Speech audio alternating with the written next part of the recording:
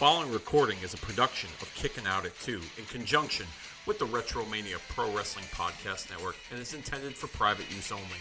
For more information, head on over to facebook.com/Kicking Out at 2 or our Twitter handle @Kicking Out 2, along with searching Retromania with a W on any and all podcast platforms available to listen to archive shows such as this and all the great content of the Retromania Pro Wrestling Podcast Network. Evergreen content at your fingertips anytime at your listening pleasure. And with that being said, we thank you for listening and hope you enjoy the show.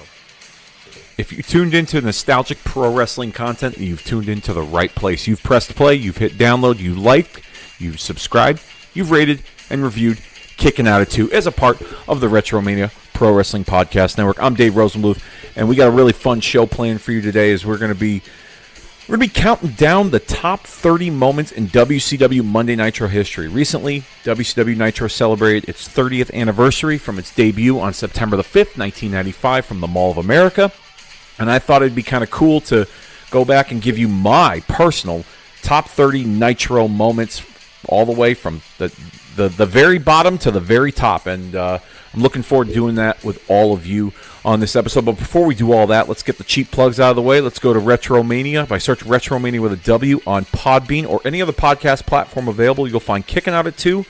You'll find Gaijin Wrestling Radio, Origins of Attitude, Hulkamania is Dead, Marking Out the Days, Cool Truth of AC, and so much great nostalgic wrestling content all over there for you at your fingertips. Evergreen content. You can watch and listen to it anytime you want, and it still holds up to that very day. So check that out. You can also check us out on social media, Kicking Out at 2's Facebook and Twitter, facebook.com/Kicking Out at 2, as well as our Twitter handle @Kicking Out 2.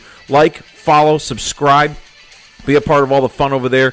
Links to shows, videos, polls. You guys have been smashing the polls this year. I'll say that when it comes to what you guys want us to review. And we've been reviewing WWF, WCW, or ECW pay-per-views from the year 2000, as voted by all of you. And coming up on our next episode, we're going to review and recap WWF No Mercy from October of 2000, where Kurt Angle won his very first WWF Championship, and Stone Cold Steve Austin also returned to in-ring action as he took on Rikishi, because Rikishi did it for The Rock.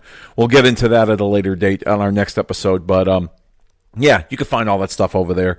Facebook, Twitter, Retromania, Podbean, all that good stuff. So let's get into it. Let's get into the Nitro 30 countdown. And, you know, going through all these moments, this is subjective, of course. If you guys have any issues with placement of certain moments on the countdown, then give me your countdown. Give me your top 30 moments in Nitro history. Go on Facebook. Go on Twitter. DM me. Do whatever. I'd love to hear what you guys have to say when it comes to your top 30 Nitro moments of all time in WCW Monday Nitro history.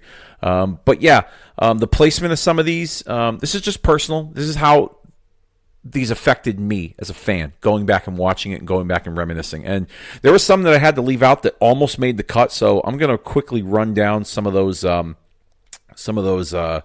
moments, starting off with the very first match on WCW Monday Nitro's history, Flying Brian Pillman taking on Jushin Thunder Liger.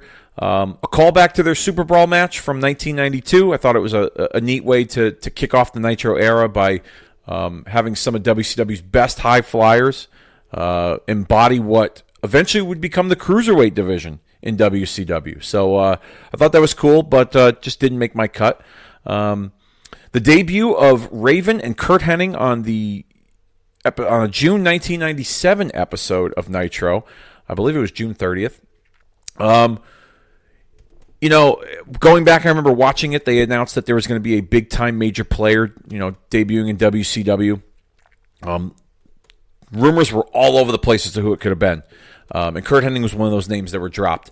And so the main event of Nitro, there was the NWO in a tag team match, I believe, with like Luger and Giant or DDP. And the NWO comes in, they swarm the ring. I believe Sting got involved, and then at one point Raven jumped the guardrail and kind of confronted the NWO as Nitro went off the air.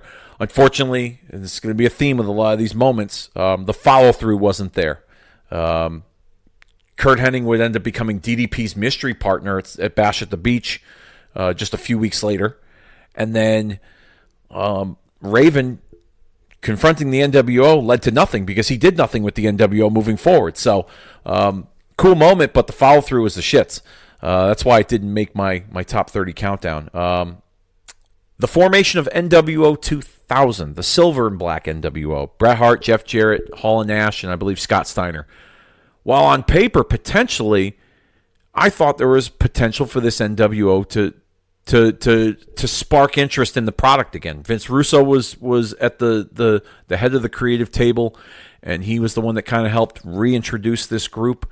They kind of had a callback to Goldberg getting screwed the year prior at Starrcade, in addition to a callback to the Montreal Screwjob in 1997 with Brett and Shawn over on the WWF programming. So I thought the little tip of the cap to some of that stuff was interesting, but in hindsight, probably not the best move.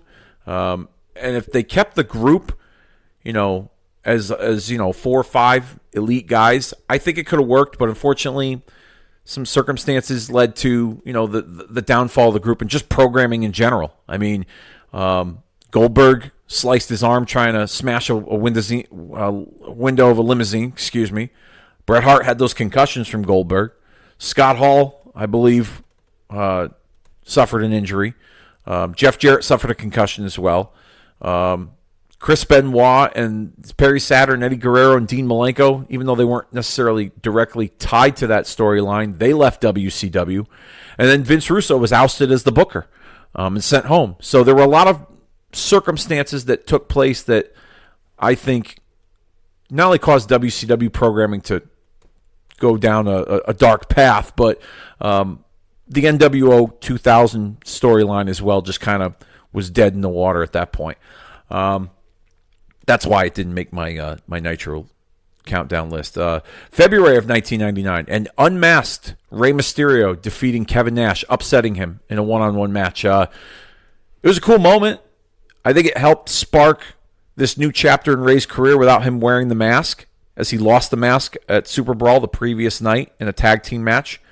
However, the follow-up I don't think was anything special. They kind of relegated Rey to a mid-card tag team kind of status with Kidman and Conan, and it was the start of that little Filthy Animals group. But I don't think it really led to. I think Rey could have been a big star in WCW, and I think he could have been a big star with the mask. I mean, that case in point, that was proven in WWE. They put the mask back on him, and look what he's done. I mean, he's still performing at a high level.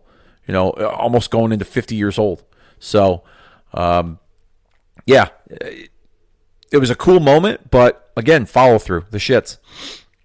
And then finally, Diamond Dallas Page dressed up as La Parka, defeating Macho Man Randy Savage on an episode of Monday Nitro in July of 1997. Cool moment. This was during the middle of the storyline where Diamond Dallas Page had a mystery partner for Bash at the Beach, which would end up being Kurt Hennig. He was also entangled in a rivalry with Randy Savage. Scott Hall was kind of involved in that too as a member of the NWO. They had that tag match that they were setting up for Bash at the Beach. There were all kinds of names that were speculated, and La Parka wasn't one of them, but it was kind of neat that DEP dressed up as La Parka to kind of remind Randy Savage and Scott Hall that he was one step ahead of them. And even with this mystery partner, waiting in the shadows. So pretty cool moment. And it was one of those moments that, to me, I think really helped. It doesn't get talked about enough, but I think it really helped catapult Page into, superstar status. Not necessarily because he dressed up as La Parka, but the idea of him getting one over on the NWO in that manner, I think it really just cemented Page as there was other things that he did too that turned him into a star, but this reinforced that, if you will, because the pop that he got for doing that was unbelievable. People went crazy for it. But unfortunately didn't make my Nitro countdown list. And here's what does. Starting at number 30, from April the 10th, 2000, Denver, Colorado, the WCW reboot with Eric Bischoff and Vince Russo at the helm. This had an impact both on screen and behind the scenes, and this was probably one of the last big major moments on WCW Monday Nitro, because then the rest of that year going into eventually 2001 when the company was sold, was pretty much just forgettable television. Management in Turner was trying to recreate that magic by bringing back Bischoff, who was a big part of the early rise of Nitro, and combine that with the magic that Vince Russo had helped contribute in the WWF with the Attitude Era. As much as people want to dispute that, Russo played a part in making the programming exciting and fun to watch. His ideas may have been over the top and off the wall, but and yes, he may have had some help with other people within creative, but he was also a big contributing factor as well. So you kind of combine those forces, and I thought that Nitro was gonna, in WCW in general, was gonna move past their issues creatively, and this show kind of, at least to me, I thought it was a good step in the right direction, where they were addressing and acknowledging the rumors online and the dirt sheets of the dissension in the locker room between the established guys and the young talent. And they kind of brought that on screen with the Millionaires Club and the New Blood. You had Mike Awesome make a debut on Nitro as the current ECW World Heavyweight Champion, which then spawned off into Mike Awesome and Taz wrestling on ECW programming for the ECW title, a WWF contracted wrestler against a WCW contracted wrestler for an ECW title. Unheard of. You also had, Hulk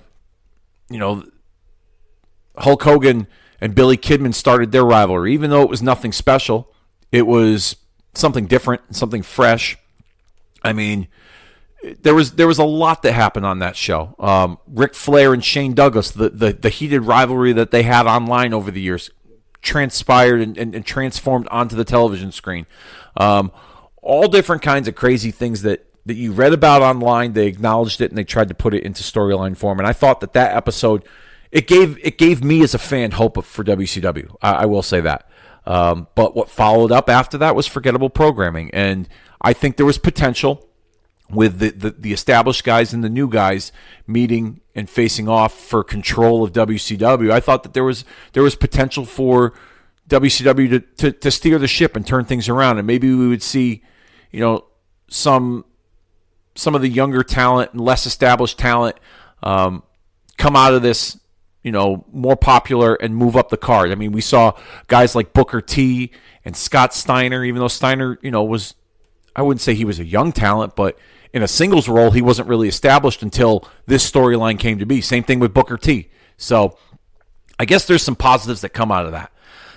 But yeah, that moment comes in at number 30. Number 29 on this Nitro 30 countdown is a personal one for me. It's because I was in attendance at this Nitro. It was in Hartford, Connecticut, August 17th, 1998, when the Ultimate Warrior debuted for WCW and confronted Hollywood Hogan. Now, I've told the story before about working for a catering company backstage. I got to meet all the guys. I got to see some of these guys interact with each other, in catering. And, excuse me. I just had to clear my throat a little bit. Anyhow, Warrior making his debut technically in WWF's home turf in Connecticut, Hartford, which is about an hour from Stamford and WWF's headquarters. And I recall being in the arena and watching the show and how excited everyone was to see the Warrior return and to confront Hogan. I mean, Hogan was the top heel.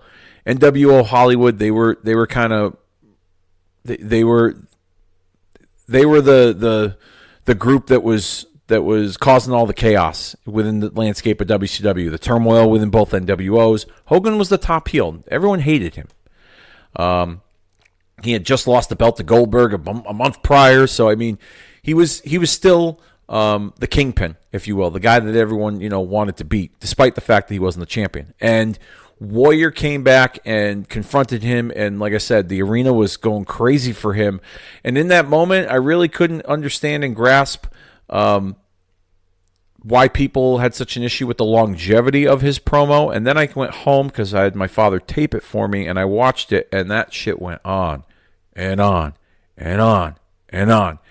And one point that I think Hogan or Bischoff made in an interview, I think it was on that like Self-Destruction of Ultimate Warrior DVD they put out years ago, was that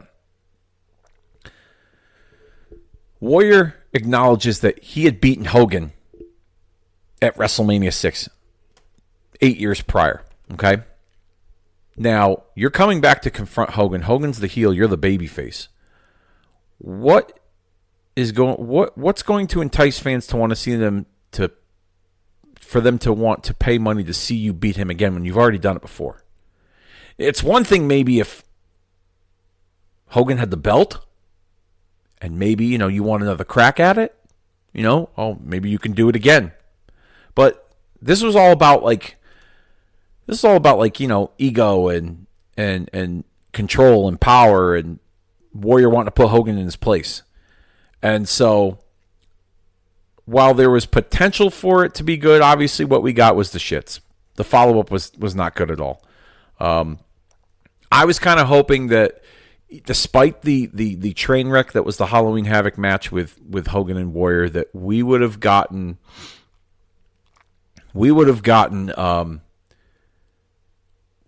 something with Warrior and Goldberg, maybe Warrior, Warrior, maybe this run goes to like Starrcade, and let's say like Goldberg's the champ and like he faces Warrior and Goldberg beats Warrior and Warrior kind of passes the torch to Goldberg. I was kind of hoping maybe we'd see Warrior and Sting tag up. We saw them tag up on a random Nitro against Hogan and Bret Hart, but that was hardly a match. We didn't really get a whole lot of Warrior after that. I believe he was off television in early to mid-November of 98 at that point. I think he was pretty much done after that, which is unfortunate. But the moment itself I thought was cool. But I get why people are sour on it, mainly because Warrior took forever and just kind of dragged on with that promo. So coming in at number 28, from January 4th, 1999, The Finger Poke of Doom. All right. I've talked about this before. I know it's probably one of the moments that would be on the worst Nitro countdown, but I'm in the minority here. I didn't have a terrible problem with The Finger Poke of Doom, okay? I get why people didn't like it. It kind of cooled Goldberg's jets a little bit. But I think that The Finger Poke of Doom was in a way meant for people to hate it so that it could rebuild Goldberg, and eventually it would lead to the downfall of the NWO once and for all. Because if you think about it, go back and try to remember and think about the landscape of WCW programming at that point. You had two NWOs that were fighting for control. And in the middle, you had Goldberg, who was the WCW World Heavyweight Champion, who was white hot. The hottest thing in the company. And he had what Hogan wanted. Okay? And the NWO, Wolfpack at some point, they probably wanted the championship too. So it would have, from a storyline standpoint, Goldberg's the dominant force in WCW, overshadowing both NWOs. I don't see it out of the realm of possibility that both NWOs orchestrated and set this whole thing up, beginning with Nash beating Goldberg with help from Scott Hall, who was allegedly on the outs of the NWO, and Nash because he had turned on Nash earlier in the year. Okay. Nash didn't want to accept that win, offers Goldberg a rematch. Goldberg can't make it to the rematch because he got arrested for stalking Elizabeth. Now, that's the one thing that I will say was silly about that whole finger poke thing, was the setup. Kicking Goldberg out by having him get arrested because he was stalking Miss Elizabeth. I think that was silly and stupid. They could have easily done something where Goldberg was attacked backstage and they sent him to the hospital. Maybe the NWO got involved and assaulted him or what have you. I think there could have been a better way. This whole Goldberg stalking Elizabeth thing, I think, was dumb. All right? Plain and simple. But the finger poke itself, I think it was designed to create the rebuild of Goldberg, to create some vulnerability in his character, because let's face it, he had gone undefeated for so long that he was unstoppable. Now, people think that that streak should have lasted forever. That's bullshit. Okay? People would have gotten bored with that in a heartbeat. All right? And I don't think it's not believable that Kevin Nash could have beaten Bill Goldberg. Nash was a popular character back then. If you did a babyface roundup, Goldberg, DDP, and Nash during that time period were probably the top 3 baby faces in WCW at that time. Sting maybe 4, okay? And then you had the NWO. All right? I'm just talking like the main event scene. I'm not talking mid-card and all the other stuff. So it's not out of the realm of possibility that Nash, as popular as he was, it made sense that he could have beaten Goldberg, all right? And it made even more sense that the NWO orchestrated this whole thing. The fact is that people didn't want that anymore, okay? People didn't want to see that anymore, and that was the problem. They realized that they went to the well one too many times. And I think also, too, it left a bad taste in fans' mouth when they announced a pay-per-view rematch on free TV and they didn't deliver. Okay? And then when they gave you a substitution in Hulk Hogan, they still didn't deliver. All right? I can understand fans' frustration with all of that. However, I truly believe that this was designed for us to hate it so that we can rebuild Goldberg so that he can go through this NWO. Because if you also remember, this new NWO, this red and black elite, was Hogan, Hall, Nash, Luger, Bagwell, Steiner. Bischoff was still, pulling the strings. Miss Elizabeth was the valet. And then you had on the other side, you had the NWO B team with like Kurt Hennig, Stevie Ray, Horace Hogan, Virgil, Scott Norton. And they were starting to try to separate those two groups by like the elite NWO, trying to trim the fat, so to speak, of this. And they had bounced Kurt Hennig out, I believe, at one point. And they were starting to create dissension amongst the black and white, where Hogan and the red and black group were they were playing, both sides to the middle with the NWO black and white group, where they said, oh, no, you're the leader. Oh, no, you're the leader. Oh, no, you're the leader. And they got them all fighting each other and stuff and creating issues and all that stuff. And so you had that, and between that and then the rebuild of Goldberg, I personally think it would have led to several pay-per-view matches where Goldberg was just going through these NWO guys. And I'm talking like marquee matchups. A Goldberg Big Papa Pump Scott Steiner match, a Goldberg Lex Luger match, a Goldberg Kevin Nash match, a Goldberg Scott Hall match, and all leads to Hogan. And then maybe Goldberg disposes of those NWO black and white guys and we don't see any of them again. And it's down to Goldberg and Hogan. And then along the way, Goldberg gets help from guys like Sting, who had been out of action at that time. He was returning. Maybe a Diamond Dallas Page. Maybe a Randy Savage who'd been out of action at that time. Roddy Piper. The list goes on and on. But I truly feel like that was designed to set up the beginning of the end for the NWO. And then we were going to get some finality on that storyline. And we didn't get that. And that's very unfortunate, because one of the greatest angles in the history of wrestling did not get the proper send-off it deserved. So while as much as I, can understand and sympathize with fans for their frustration over the way it was orchestrated and how it pretty much was the beginning of the end for WCW as a whole, and how the fans were kind of shit on by, the finishes and the things that they played out the way they did, I think there was a reason behind that. It was going to be something that we were going to all appreciate and want to see at the end of the day.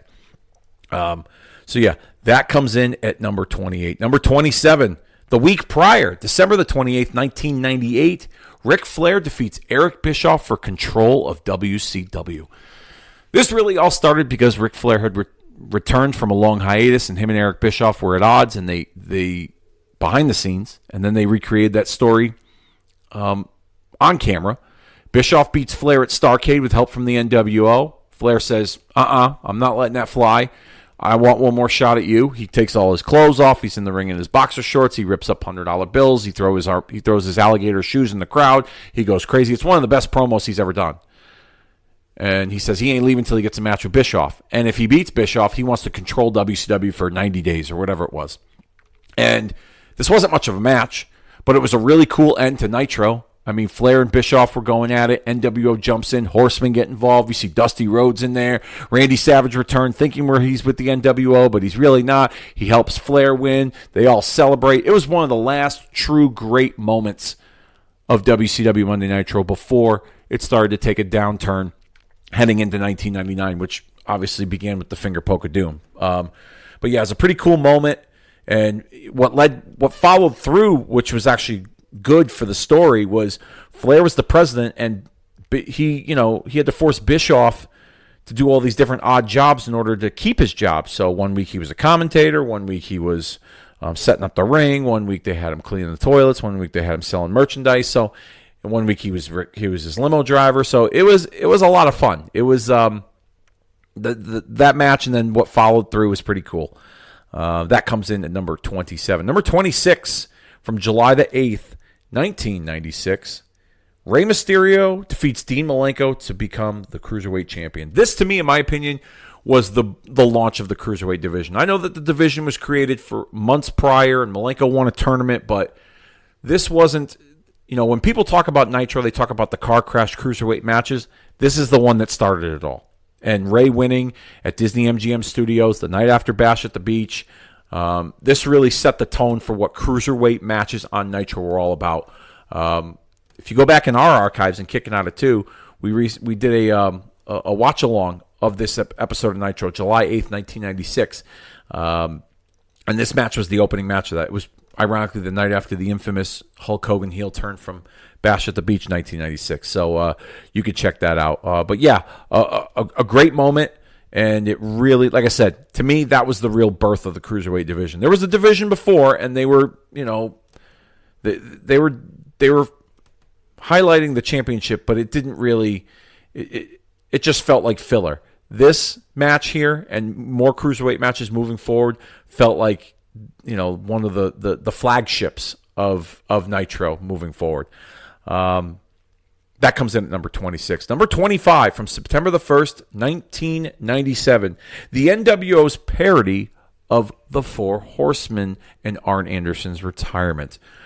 This is a controversial one because a lot of people took this one really personal, Arn Anderson himself included. At one point, he had confronted Kevin Nash behind the scenes about some of the things that Nash had said in the parody. Just to provide a little context, Nash dressed up as Arn Anderson, came out with a big beer belly, had a wig with like a bald spot and like a 3-hair comb over, glasses. He was carrying a cooler of beer.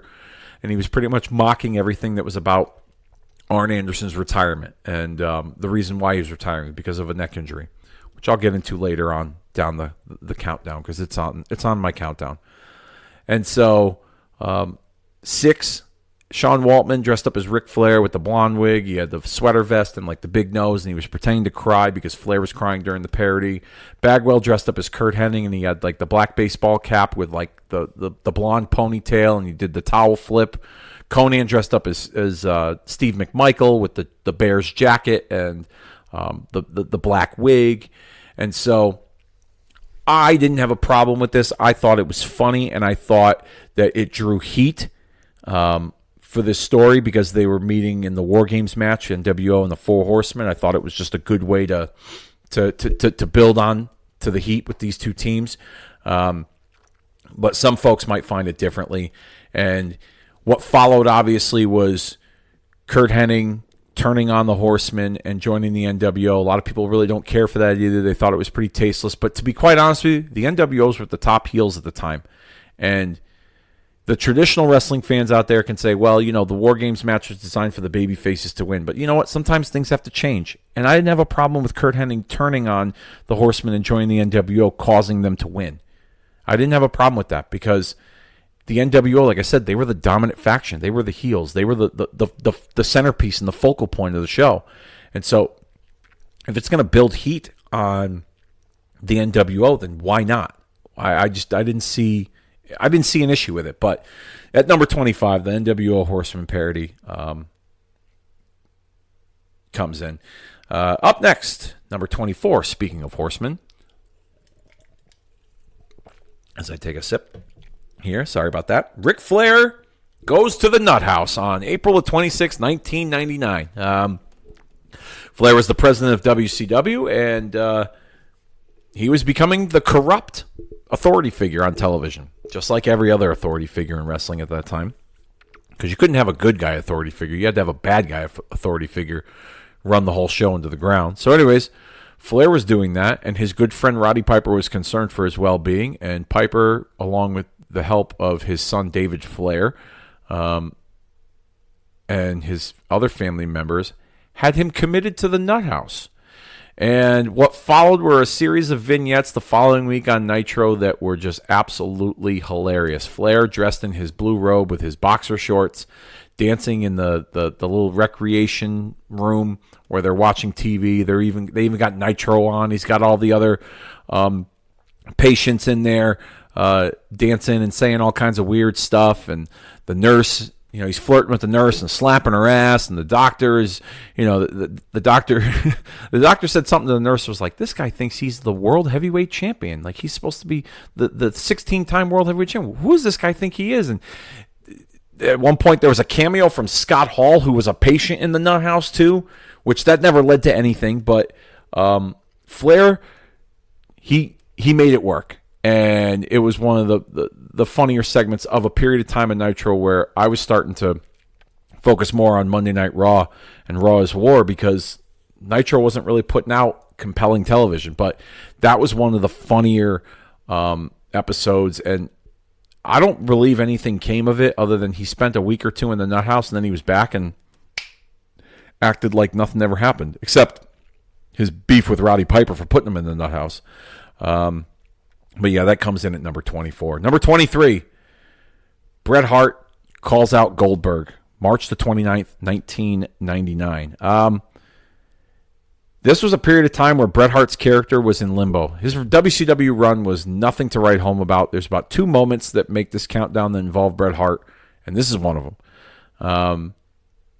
He went from coming in and being the referee for the Eric Bischoff, Larry Zbyszko Starrcade match, to being involved in the finish of the Hogan Sting Starrcade match, later that pay-per-view, to bouncing back and forth between babyface and heel, and being a part of the NWO, but not being a part of the NWO, and then the NWO splits, and then the NWO reforms, but he's not really a part of it. And there was all different kinds of wild stuff that they had him do. They had him wrestle Will Sasso at one point of Mad TV. And so then it sounded like they were starting to get serious with Bret, where Bret was calling out Hogan on TV. How many title shots have I gotten since I've been here in the almost 2 years? 0. And then he was calling out other guys like Nash and DDP and Goldberg, and how he's a better wrestler than all them. And he focused more on Goldberg than anything. And so he called out Goldberg in Toronto, and Goldberg comes out and Goldberg spears him. And we noticed that Goldberg's not getting up after the spear. Bret slides out underneath Goldberg, and he takes off his hockey jersey to find a protective metal plate around his rib area. And then he tells Eric Bischoff and WCW that he quits. And so this looked like it was the start of something significant for him. I was hoping it was going to lead to him and Hogan for the title. Unfortunately, it didn't. And we didn't see Bret Hart on television. We saw him maybe like 1 or 2 more times on television following that. He got involved in a Goldberg pay-per-view match against Sting at Slamboree just a couple of months later. And then he returned. He came back to address the WCW audience because of his brother's death, which I'll get into that later. And it was unfortunate because that was probably the one big moment that Bret had that they could have really capitalized on. I think he was injured following that, if I'm not mistaken. And then other things transpired. I think Hogan got injured.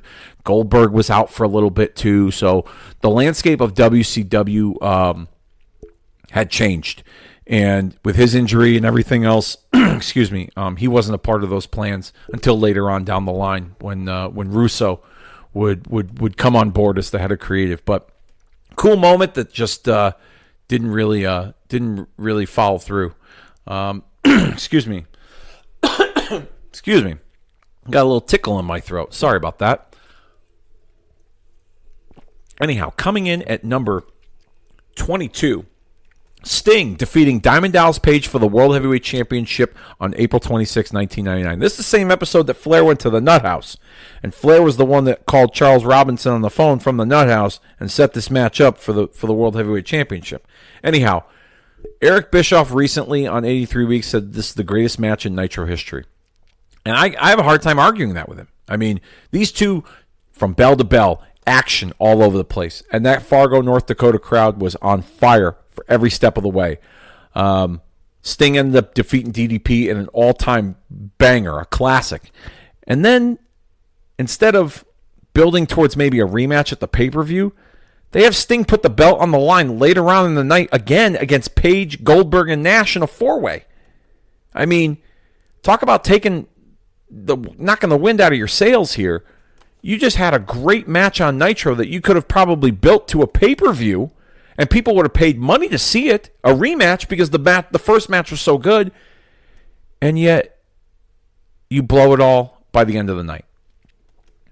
I mean, this is why WCW was WCW, for decisions like that. But I did a recap of this a while back in the archives from April the 26th, 1999.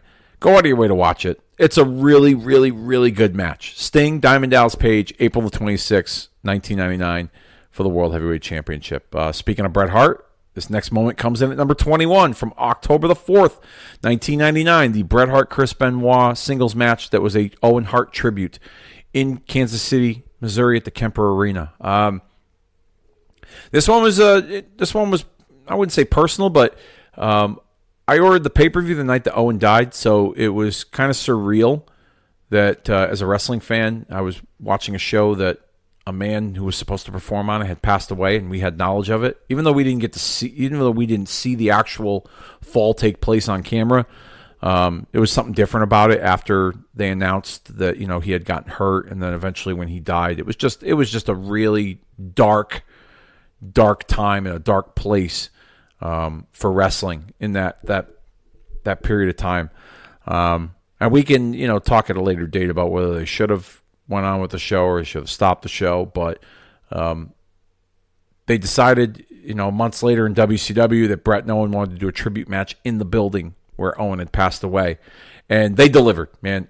And that was a period of time in Nitro that I wasn't watching because the programming was just kind of They had kind of gone to the well too many times with Hogan and Sting and all those guys on top.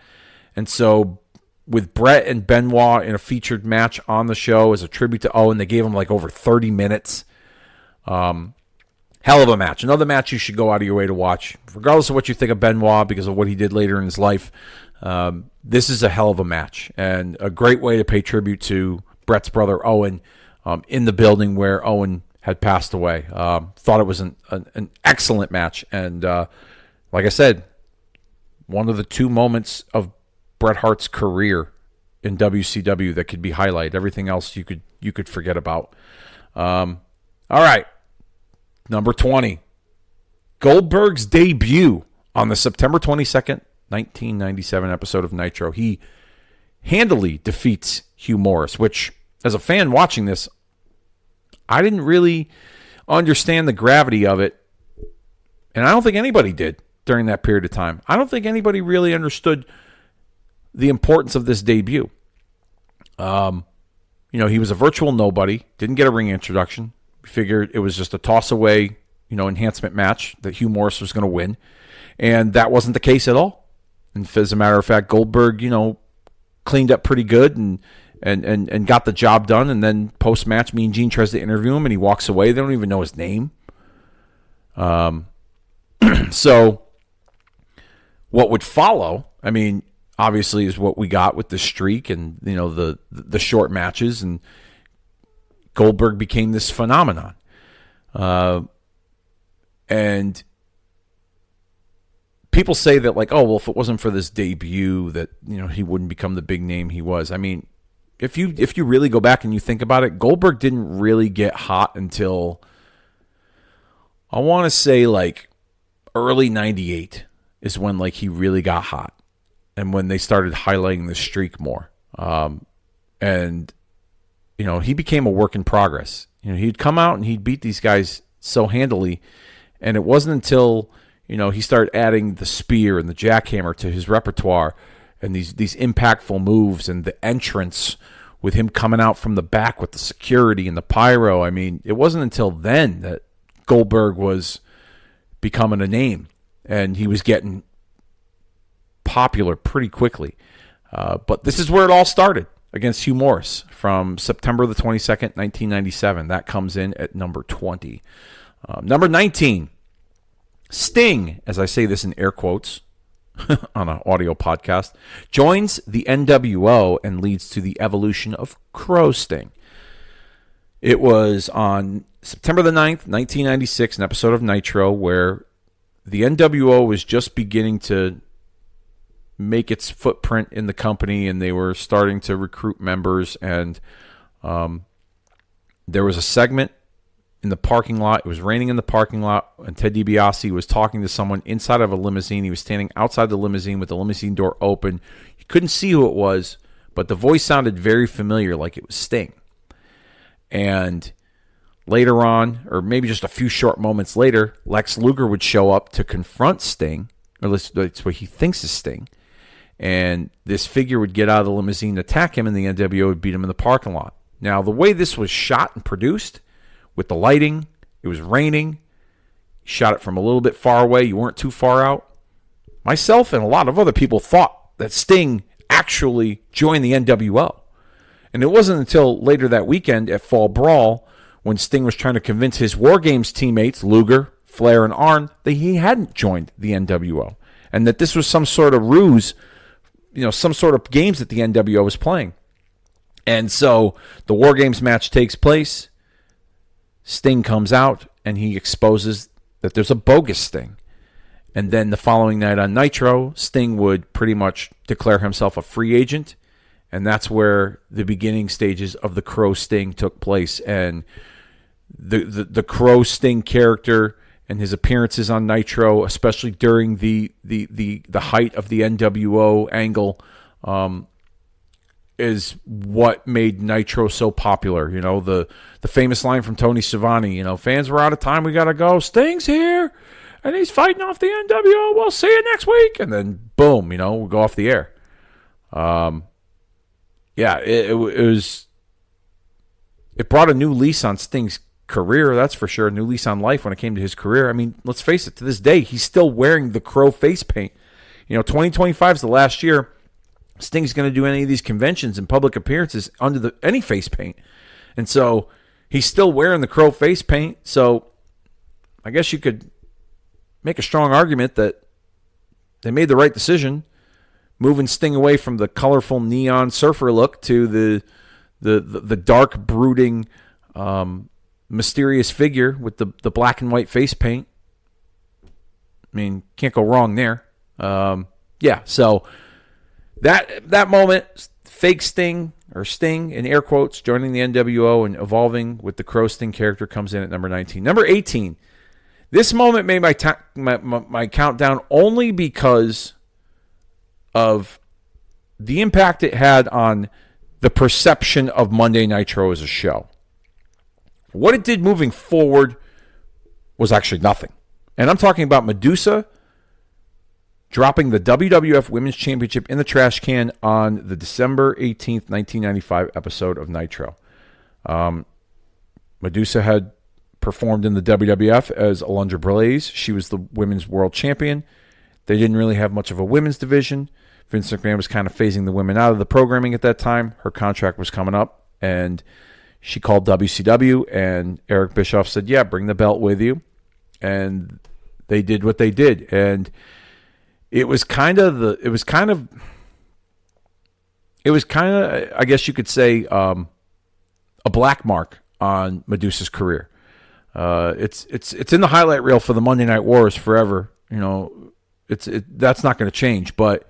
And what it did was it created this sense of unpredictability for Nitro, but what it did for her as a performer and as a character didn't really do much. I mean, she kind of floundered for a number of years. You know, the whole point, at least from my perspective, was she drops the women's title in the trash, and she wants to be the one to lead the charge for women to have a prominent role on Nitro in wrestling form. And she became a sideshow, if you think about it. She had a little run where she wrestled Colonel Robert Parker at one point, and she was, wrestling Sherry in that little love triangle thing. That fizzled out. Then they tried to revive a women's division with a women's world champion, and she was wrestling Bull Nakano and Hikaru Hokuto. But that was very short-lived. They ended up having her retire after one of those matches. And then she was gone for a little while, and then they brought her back as Randy Savage's valet, which she kind of liked. I had a little crush on Medusa when I was a teenager. I mean, at the time, she had a big set of knockers on her, the thing with Savage wasn't bad, and then when Savage left, she kind of floundered again, and they had her doing stuff with Russo at one point, and so everything she did totally contradict the purpose of her dropping the title in the trash can to begin with, and that was to give women a prominent role in the show in a respectable way, not just being, eye candy and tits and ass. So, for the reason that it just created unpredictability for the perception of Nitro, it makes the countdown. But what followed from it was a joke. That comes in at number 18. Number 17, Sting saves Diamond Dallas Page from an attack from the NWO in Boston's Fleet Center on June the 9th, 1997. So, picture this. Now, this isn't just any normal Sting entrance and Sting making the save. Main event, Ric Flair, Roddy Piper against Hall and Nash, okay, which was surprising to me because they were booked to wrestle each other at the pay-per-view the following weekend. But anyways, they have this match. 6 from the NWO gets involved.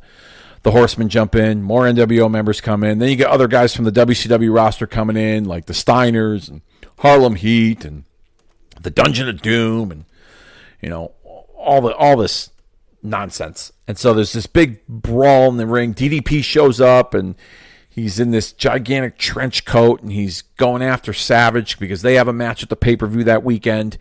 And the NWO takes him out, and DDP ends up on the floor.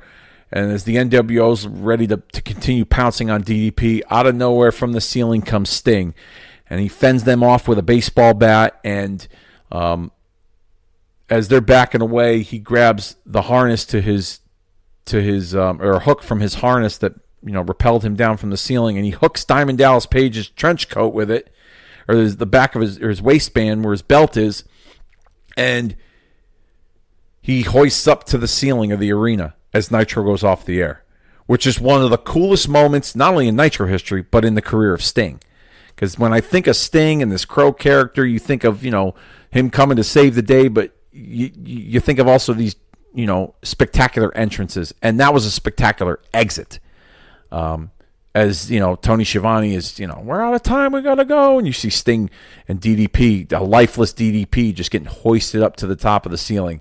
When I thought of Nitro moments, that was actually the first moment that came to mind. And it was also surprising to me because I remember when they inducted Sting into the WWE Hall of Fame a number of years ago, they showed the highlight reel before he gets inducted, and they get comments from, talent, past and present, regarding, the impact Sting had on them. And so they show all the Crow stuff, and that was one of the clips that didn't make the final cut, which I was very surprised with, because that to me was just like, that was one of the not only one of the coolest moments, but that was also like a characteristic of Sting. Like, he comes out of nowhere, he saves the day, and then he just disappears. He was like Batman. I mean, and to me, that was just so cool. That moment comes in at number 17. Number 16, in June of 1998, Jericho and his list of 1,004 holds. Jericho at the time was involved in a rivalry with Dean Malenko. He had kind of run through the cruiserweight division between injuring Rey Mysterio, unmasking Juventud, and then having a series of matches with Malenko and beating him and then humiliating him, and pretty much Malenko just kind of disappearing from television. Jericho, after a match on Nitro, he took this gigantic long list that was like, I don't know, it had to be like, God, like 6 or 8 feet long of like old style printer paper with the holes on the side of the paper that you could tear off. And he's going over these list of holds, these ridiculous names like armbar, Moss handled family 3 credenza, dragon twist, and all this other stuff. So he's saying all these moves, and the crowd's starting to get on him, and then they go to commercial. And then when they come back, the crowd's even louder and they're booing him. He's repeating some of the holds that he'd said before the commercial. I just thought it was a funny moment, and it also cemented Jericho as a player. Because if you think about Nitro during that era, you had Goldberg, you had different flagships and different, it was a variety show. So you had Goldberg and his streak. You had the NWO, Sting, Diamond Dallas Page, and then you had the Cruiserweights, and Jericho was a part of that too. And so Jericho really cemented himself as a player on the show, and it's very unfortunate that the great work Jericho did that year to really cement himself as a singles act and to even, move up, that WCW didn't see any value in that and tried and didn't want to re-sign him, or they didn't see any value in him further than a cruiserweight. A little funny story. Jericho once revealed in an interview that when he was doing that, when he was listing off the holds, the cameraman gave him a cue that they were going to commercial. So during the commercial break, he stops listing all the holds and he just starts trashing all the sports teams in Chicago. The Cubs suck. The Bears suck. The Bulls are, the Bulls got lucky in the finals, et cetera, et cetera. And so when they come back from commercial break, the crowd is ready to kill him.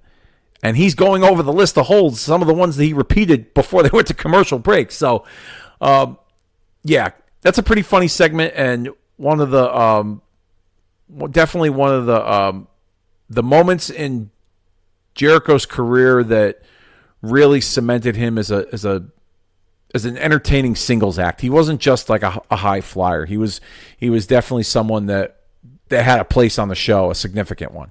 That comes in at number 16. Number 15, same building, same city, but a year prior. Dennis Rodman makes his WCW Monday Nitro debut.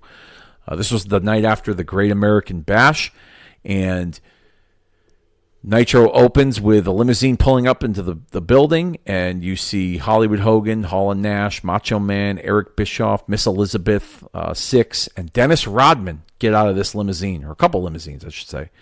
And Hogan and Rodman make their way out. Now, Rodman at the time, he was playing for the Chicago Bulls. They had just won the NBA championship, and they were building towards Dennis Rodman and Hollywood Hogan taking on Lex Luger and the Giant at Bash at the Beach that year. And so Rodman and Hogan wanted to give a little preview of that match, so they called out Luger and the Giant for an unofficial match, confrontation, whatever you want to call it. And in typical NWO fashion, the NWO got the best of Luger and Giant that night and left them laying, and there was a big celebration. And to me, as a fan watching that, like, first of all, it was summertime, so like I was 97, so I was maybe 14 years old. So that was the period of time where, like, my parents were like, yeah, you could stay up, as late as you want. So I watched Raw, and I watched Nitro, and I watched the replay of Nitro. And the replay had that particular, that was one of the reasons why I watched the replay, was to see the Rodman thing. And yeah, it was a moment that transcended the industry, that transcended Nitro. It was mainstream. I mean, SportsCenter covered it. Mainstream media outlets, news, USA Today, like, it was all over the place. It was all over the place that Rodman was going to be wrestling. And it wasn't the first time Rodman was on WCW programming either. He had appeared in the NWO's corner in a match at Uncensored, gotten involved there. Yeah, it was a cool moment, and it showed the kind of charisma that Rodman had, if Rodman decided, in my opinion, he was a great athlete, the best defensive, in my opinion, in the top, on the Mount Rushmore of one of the best defensive basketball players in the history of the game, okay? he had a job to do, and his job was to play defense, prevent guys from scoring, and get rebounds. And Rodman, he wrote the book on it, in my opinion. He's on that Mount Rushmore with a number of guys, okay? Great athlete, very physical, can take a beating. I mean, if you're old like me, you remember those old Pistons, Celtics, and Rodman was with Detroit, and the Motor City Madmen with him and Bill Laimbeer, and I mean, those guys used to just the physical basketball. The guys that play basketball today wouldn't survive in that era. Okay, guys do the flopping and the acting. Rodman, when you played Dennis Rodman in a game of basketball, you were in for a fight. Excuse me, you were in for a physical altercation, especially if you were under the hoop trying to get a rebound. So Rodman could handle the physicality of wrestling, and he had the charisma too. I mean, he was a controversial figure at that time too. He had a book. He pulled that PR stunt where he dressed up as a woman in a wedding gown, revealing he was getting married, but he didn't reveal to it who it was. It was really just for PR for his book. He changed the color of his hair. He burnt candle on both ends when it came to basketball and his lifestyle with the partying and being out late and the women and things like that. So the wrestling business and the lifestyle, it fit Rodman, And so if he were to have said after he won the NBA championship, hey guys, I'm done, but I'm going to do this wrestling thing, he would have been a perfect fit. Perfect fit. Even if he didn't wrestle that much, if he was just a personality on the show, whether he was like a manager or whether he did wrestle in tag matches, I think Rodman would have done really well in professional wrestling. I do. And his time in WCW with that NWO stuff with Hollywood Hogan it did just that. It proved that he could hang in the wrestling world. That moment comes in at number 15. We are halfway there, folks, as we get to number 14. The spring and summer of 1998 saw a best-of-7 series for the World Television title between Booker T and Chris Benoit. Excuse me. These matches took place over a series of Nitros and Thunders and even some WCW Saturday nights. I believe at one point there was a phantom title change that took place on a house show where Benoit won the TV belt, but then it was either reversed or it wasn't acknowledged. Great matches. It proved that Booker T could be something more than a tag team player. And it proved also that Benoit could be something more than just a tag team wrestler or a sidekick or a part of a group. Like I said, Nitro was a variety show, and you had the drama and the soap opera, style of storytelling with the NWO, and who they were. The takeover of WCW. Then you had the car crash of the cruiserweights, and then you had Goldberg with his streak, and you had the rise of Diamond Dallas Page, and then you had the mid card with Booker T and Chris Benoit in this best-of-7 series, just trading victories back and forth. It was unfortunate though that the payoff couldn't take place on a pay-per-view. But other than that, their matches, whatever you think of Benoit. And I get it, but go out of your way to watch some of those matches with him and Booker T from those Nitros. I mean, it was so good to the point where WWE tried to create that lightning in a bottle again with them a number of years later in 2005 when they were feuding over the United States title. They did a best-of-7 series then. So definitely showed me that Booker and Benoit, they were, in my opinion, they were the future of WCW at that time. That comes in at number 14. Number 13, Diamond Dallas Page turned down the offer to join the NWO. This took place on January 13th, 1997 from the Superdome, not the Silverdome, the Superdome in New Orleans. Diamond Dallas Page had just won a match over an enhancement talent. I believe Mark Starr was his name. And for weeks, the NWO's Hall and Nash had been trying to recruit Diamond Dallas Page because at the time he was one of the hottest free agents out there. His diamond cutter had gotten him insanely over. He was on a hot streak. He had won the Battle Bowl Lethal Lottery, six or so months prior, and that just began his hot streak. He had this diamond cutter move that was getting attention from people, and it was helping him win matches. The NWO was trying to help him win matches to entice him to join the group. They even on television acknowledged the real life, behind the scenes friendship that DDP has with Hall and Nash. And so DDP wins this match. Hall and Nash show up and they hug DDP. They do the too sweet sign. They hand DDP an NWO t-shirt and he puts that thing on. And Nash goes to pander to the audience and pose for the crowd. And behind him, DDP grabs Hall in close and just snaps that diamond cutter, and boom, the place explodes. Nash turns around because he hears the audience go crazy and feels the impact of the ring shake and sees that his best friend, Scott Hall's been laid out. So he goes to charge towards DDP. DDP ducks, throws him over the top rope. And DDP rips off that NWO shirt and runs into the crowd, and he pretty much just made himself public enemy number one for the NWO. And that's one of those moments that helped make Page the star that he is. I mean, he went, as they say, he went from the outhouse to the penthouse in the last year before that.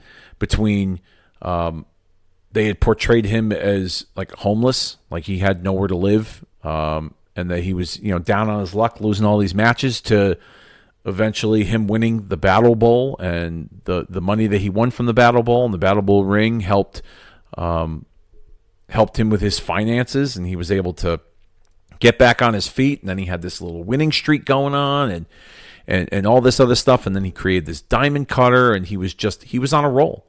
And so they were building him up to be this big star. And when he laid out the two of the biggest names in the NWO, Hall and Nash, the co-founders, when he laid them out, that made him a made man, in my opinion. And it just continued with him later that year. His feud with Randy Savage, the matches he had with Randy Savage on pay-per-view that main evented a pay-per-view, that just made Page even more popular. In my opinion, yes, I know 2 years later DDP won the world title, and it was very well deserved. And it got a good reaction. But I think they could have pulled the trigger a year or so prior, maybe against Goldberg at Halloween Havoc, ending Goldberg's streak, and I think that would have shot DDP. DDP would have been, not that he wasn't over before, and not that he wasn't going to stay over, but that would have just, I felt like it was, in 99, it was too little too late when they put the belt on him. But like 97 to 98, if they put the belt on DDP, I think it would have made him a huge star.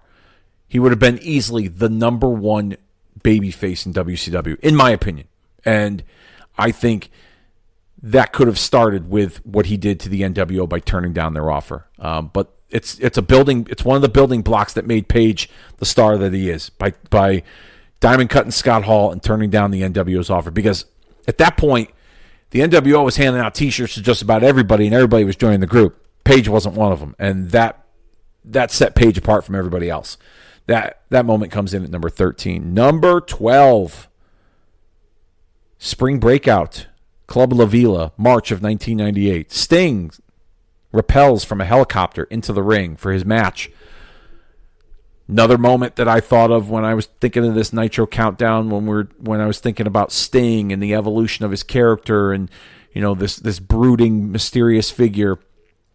Him coming out of a helicopter into a ring that's positioned in the middle of a swimming pool in a nightclub in Daytona Beach during spring break, that's quite the visual. It was Sting and Luger in a tag to take on Hogan and Randy Savage.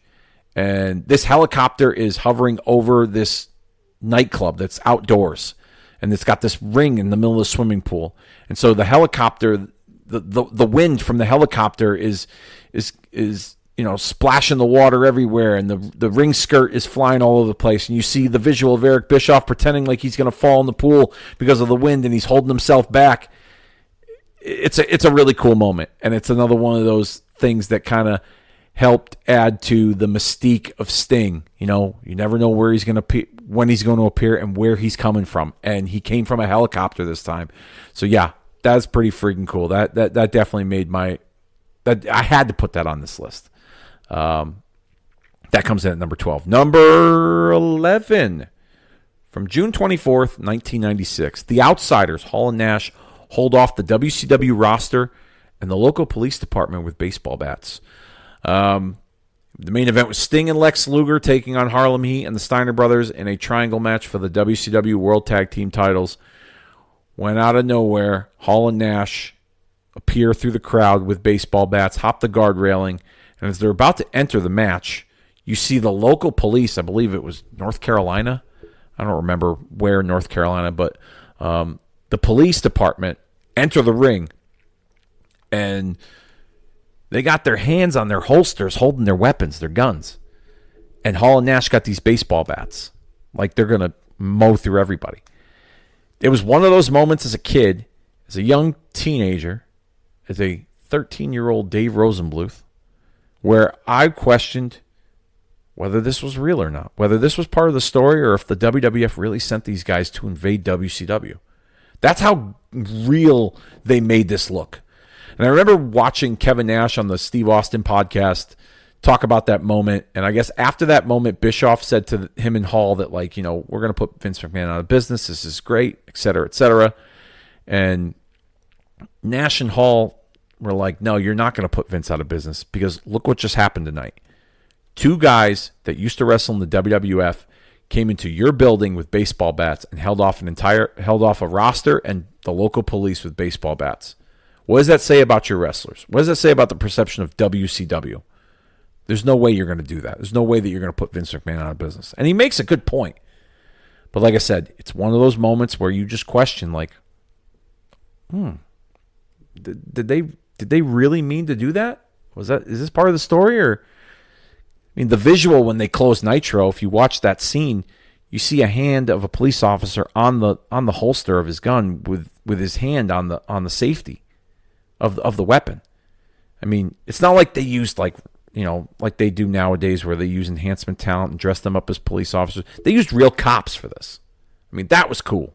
And you see Hall and Nash kind of treading back, and they got the baseball bats, and yeah, it was one of those moments that, like, it brought some. It showed the genius of using reality to enhance a storyline. And that's what they did with this NWO story. This was one of those moments where that showed the beauty of how great this NWO story was early on.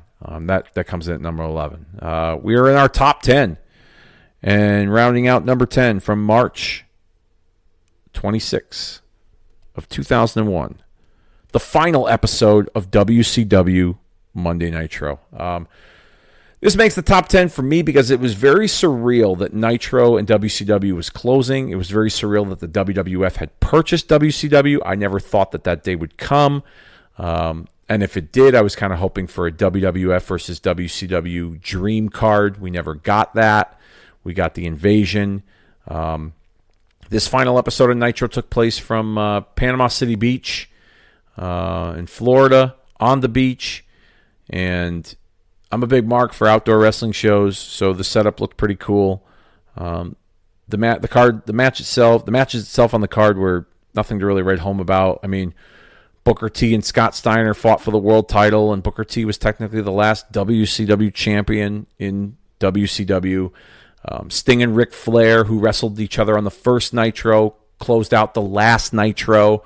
So that's, I guess, a cool watermark, but the moment that everyone really talks about when it comes to that Nitro was the simulcast when Vince McMahon, who was in Cleveland, Ohio, announced that the WWF had purchased WCW, and then Shane McMahon, who he was feuding with on television, shows up in the middle of the ring on Nitro to announce that, no, you didn't purchase WCW, I did. And that set up more of their issues as they headed into their WrestleMania match with each other the following weekend. Like I said, a surreal moment. Never thought to this day that I would be witnessing not only the WWF purchasing WCW, but a simulcast of WWF programming on WCW Nitro. Like, I didn't think it was possible. It wasn't a world that I envisioned. So that's why it makes my countdown at number 10. Number 9, Rick Rude and Double Vision from November the 17th, 1997. Rick Rude, he was a busy man that night because Rick Rude appeared on both Monday Night Raw and Monday Nitro on the same evening. Raw was a tape show, and Nitro was live. And when Nitro started at 8 p.m. Eastern Standard Time, the NWO made its way out to the ring for their usual banter. But this time, they introduced a new member to the NWO in the form of Ravishing Rick Rude. And Rick Rude pretty much told the world why he left the WWF, and that it was about his feelings on Vince McMahon screwing Bret Hart in the Montreal Screwjob. And at that time, Bret Hart was headed to WCW, so they were kind of trying to recruit Bret into the NWO at the same time that Rude was making his appearance. And then about an hour later, on Monday Night Raw, Rick Rude, who was the bodyguard of Shawn Michaels and Triple H in D-Generation X, was on camera with DX attacking the on-screen authority figure Sergeant Slaughter, who was the commissioner. And I remember flipping back and forth and watching that segment, and I don't know if it was Jerry Lawler, if it was Jim Ross, but someone said that Rick Rude was pretty busy that night. And for those of you that are unaware, when Raw was taped, the commentary would be live in a studio. So they would do the comment. They would watch the tape back, but they would do it live in a studio on that Monday night, so they could kind of keep up with current events in the event something happened or if there was an injury or whatever. So that's why the comment was made by either Ross or Lawler regarding Rude's appearances on both shows. But another one of those things where it was another kick to the nuts from Eric Bischoff to Vince McMahon that, all right, we can, anything you can do, we can do 10 times better. And so they brought Rick Rude in. Now, did Rick Rude do anything in WCW? Not really. He was like Kurt Hennig's bodyguard in the NWO. So he was like another manager in the NWO. I mean, you had Bischoff, you had Elizabeth, you had Vincent, you had Ted DiBiase, you had Rick Rude. I mean, you had all these different managers that were in the NWO. Rick Rude was one of them. So didn't do a whole lot, but a surreal moment that didn't expect to see in the Monday Night Wars. That comes in at number 9. Number 8, Eric Bischoff joins the NWO from November the 18th, 1996. This one here, this all came about after Roddy Piper had debuted in WCW at Halloween Havoc just a month or so prior, and he was setting his sights on Hogan, who was the leader of the NWO and the World Heavyweight Champion. And they acknowledged on television that there was a history between the two of them, that Piper was the only guy that Hogan could never beat.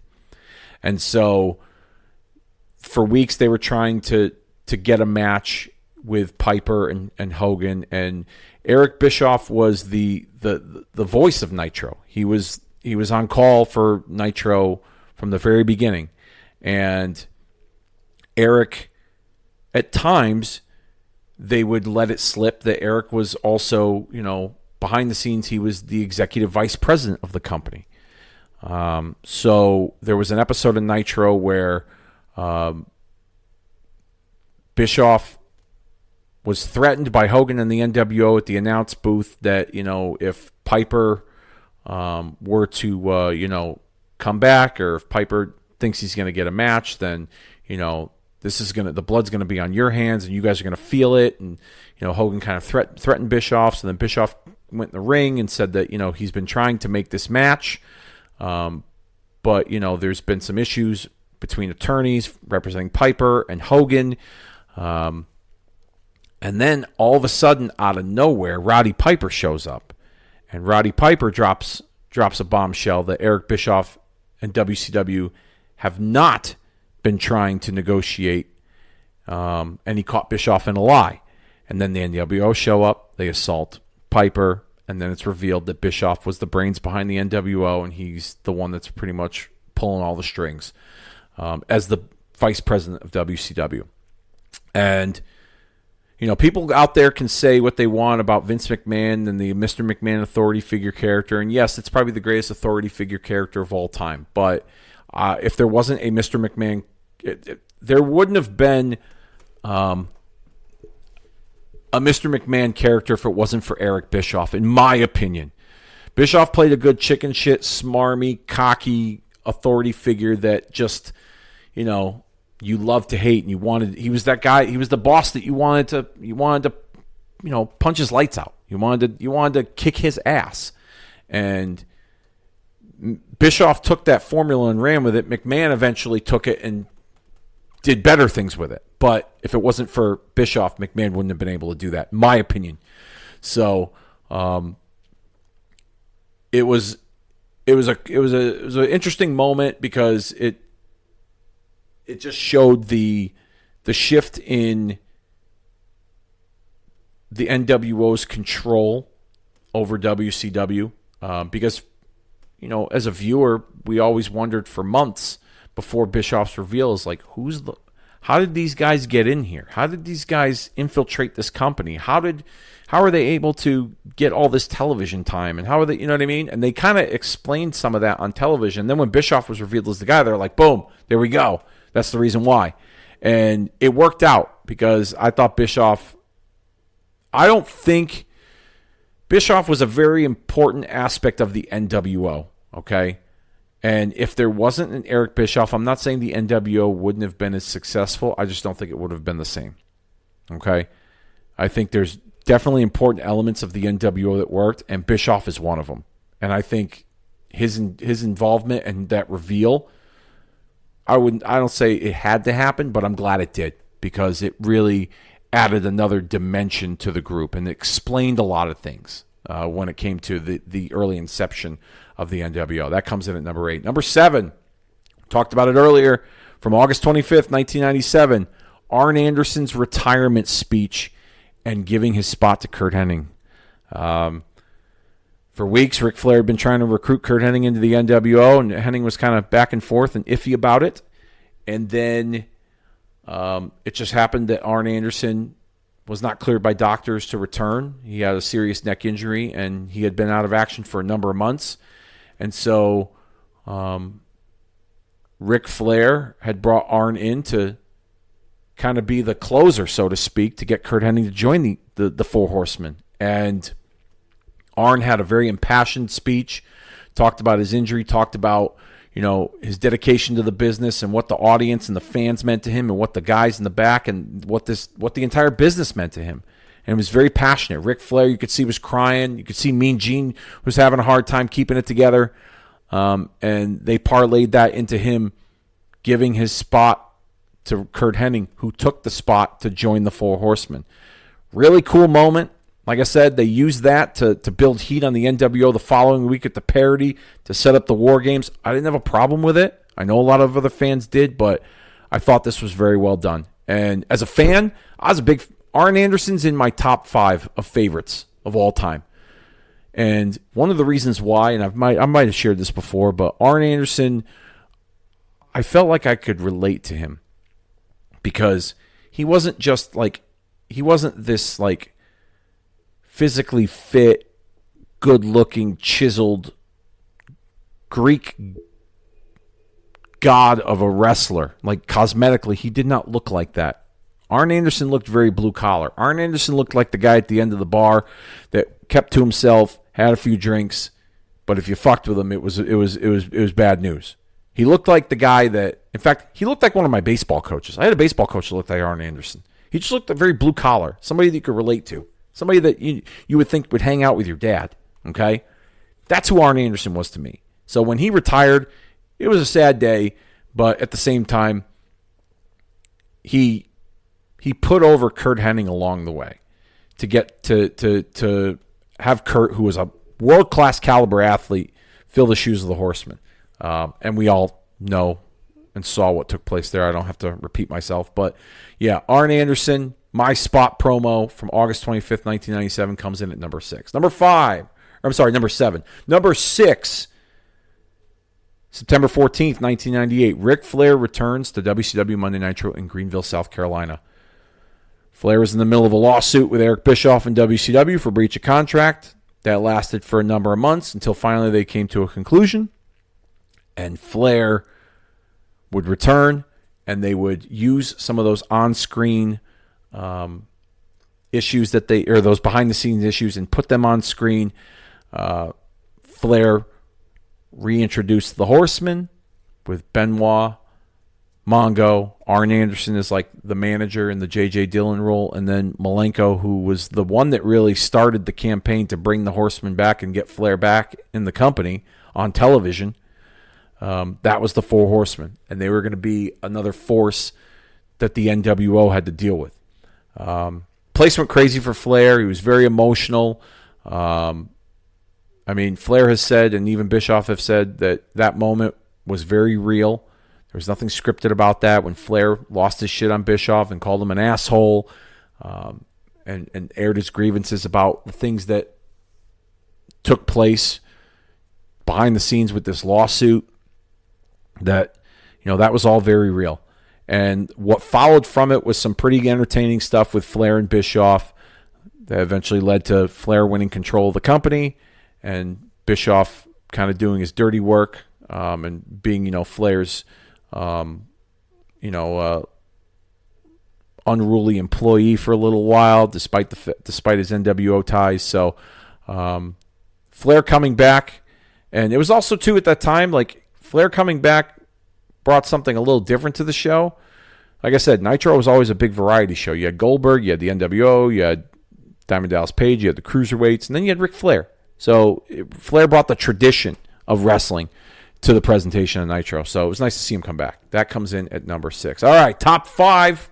Here we go. July 29th, 1996. What I'd like to call the Disney Massacre. It was Sting, Randy Savage, and Lex Luger against Ric Flair, Mongo McMichael, and Chris Benoit in a 6-man tag team match. When all of a sudden, Jimmy Hart, the Mouth of the South, who was the manager of the Dungeon of Doom at the time, runs down to the ring, yelling at the cameraman, yelling at anyone that will listen, that they're here, we need help. They're here.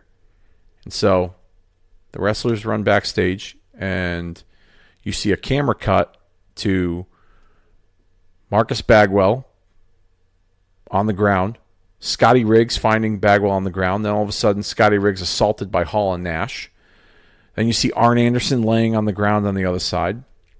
And then Rey Mysterio pops out of a trailer, a production trailer, attempts a crossbody on Kevin Nash, who catches him, and Nash lawn darts him and puts a dent in the trailer. Then they head into the limo. Randy Savage runs, chases them off, ends up inside the limousine as the limousine drives off, and you have a wild scene on Nitro. So much so that Eric Bischoff has said in interviews over the years that people in the surrounding Disney area in the neighborhoods thought that a real gang fight was taking place, so they called the police. Now, I'm not going to say that's not true, but I have a hard time believing that one. Okay, I think that's just, a wrestler working a work, so to speak. But yeah, it was another one of those moments that like reality set in, and you were like, is this real? Did they really send WWF guys to do this? I mean, it brought such great realism to the broadcast, and I thought it was well done, executed perfectly, and left you with many questions.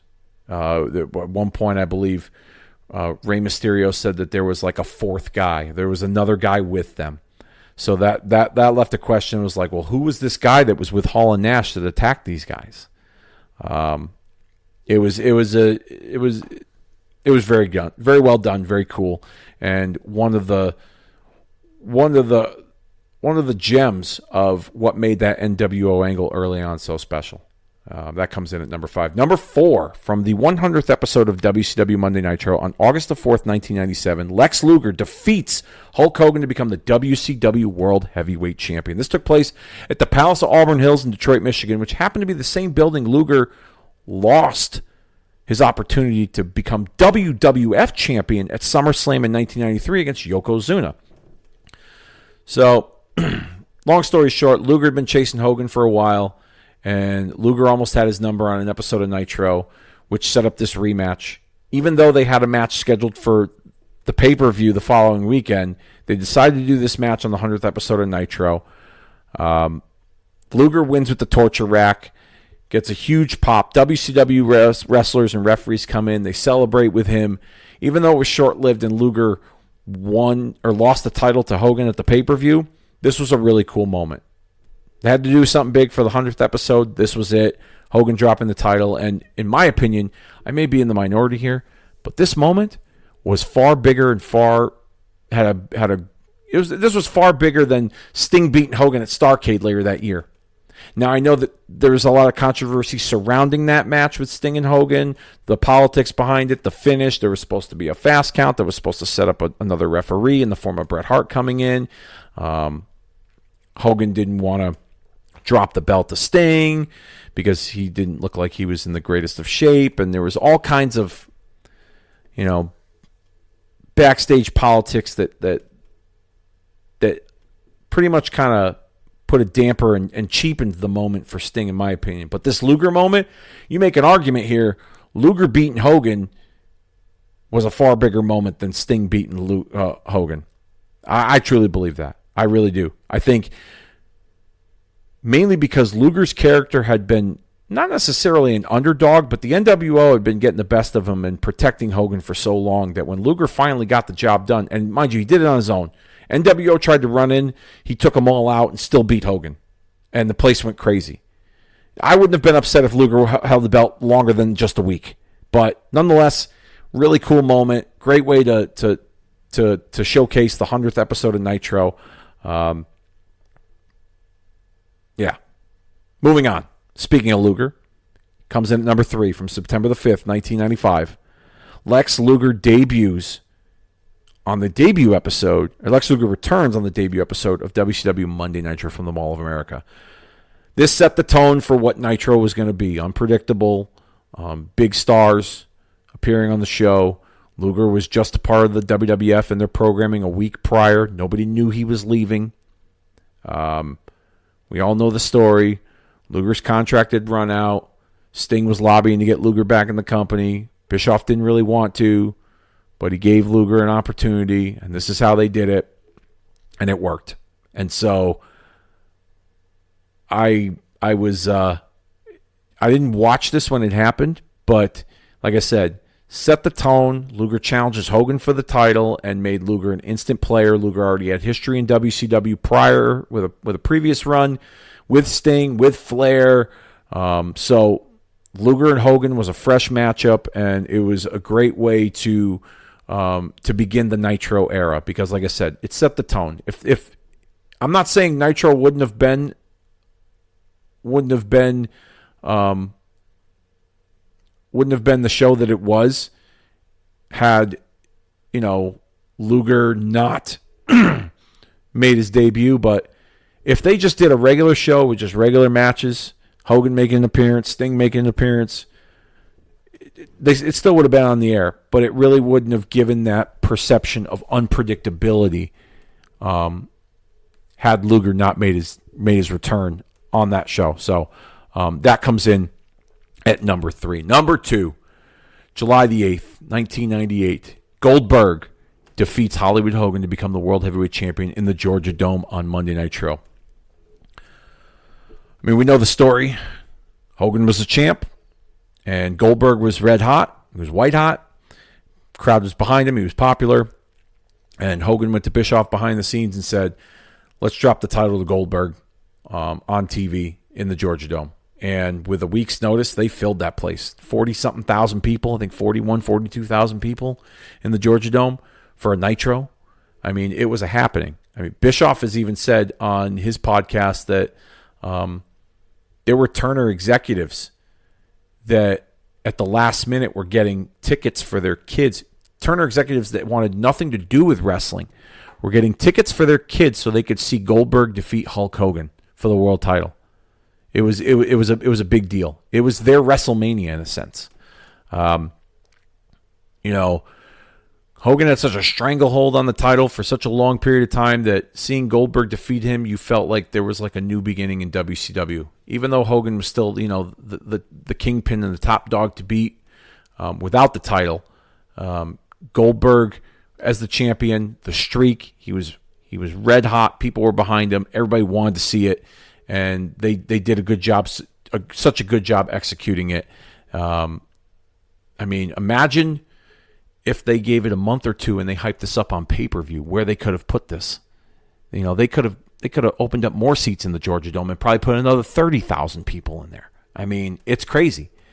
Goldberg defeating Hogan comes in at number 2. And our number 1 moment in our top 30 Nitro countdown here, it's kind of combined, okay?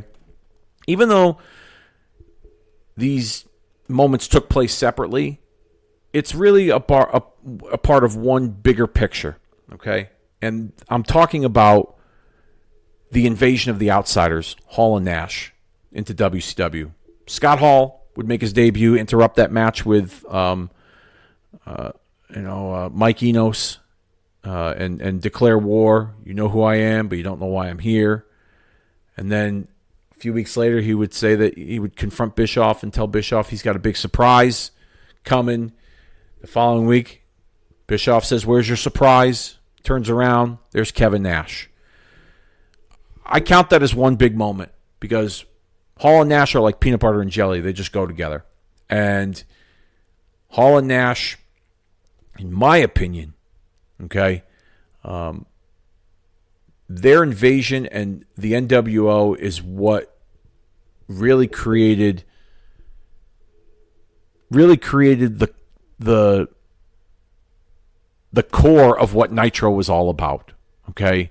Like when you think of the glory years of WCW, that's what you think of. You think of the NWO, and you think of Sting, and you think of the Cruiserweights, and you think of Goldberg. You know, when people talk about Nitro, like you think of moments like that. And Hall and Nash coming over from the WWF, their invasion, their segments that on television, how they seemed very, unorganic, and it appeared like they were invading.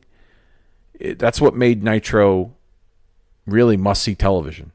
The Luger debut set the tone. I'm not going to argue that. Even Medusa with throwing the title in the trash can. I'm not going to argue that. They created that unpredictability, that perception of Nitro, that it was, unpredictable. But Hall and Nash, their invasion and what would become of it, that created that must-see TV feeling when it came to WCW Monday Nitro. And that's why it comes in here at number 1 on my top 30 Nitro countdown. Thank you all so very much for pressing play, hitting download, liking, subscribing, rating, and reviewing. Our next episode, Dennis and I are going to sit down. We're going to watch No Mercy, and then we're going to recap it for all of you. So it's going to be a special recap, as voted by all of you in the polls. No Mercy trounced Halloween Havoc and Anarchy Rules. So we're going to watch that back. We're going to watch it, and then we're going to record our opinion and our perspective and our review and our recap on it for all of you here on Kicking Out at 2. So with that being said, let's put this Nitro 30 countdown down for the 3 count, and we'll see you all next time.